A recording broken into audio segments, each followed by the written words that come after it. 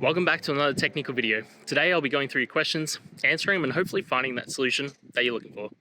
Guys, remember to stay just a little bit crazy just like me, and hopefully get to that resolution you need. Now, let's get started.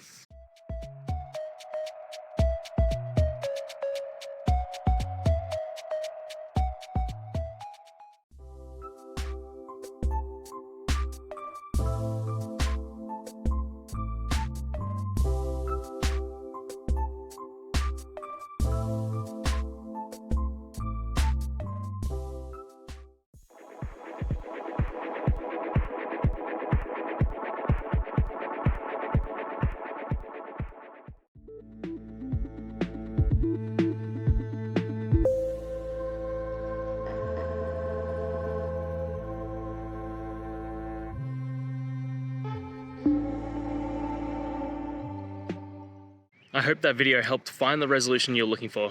If it did, guys, I'd appreciate it if you could hit subscribe. Until the next time that you need more technical help, I hope you have a good one. Cheers.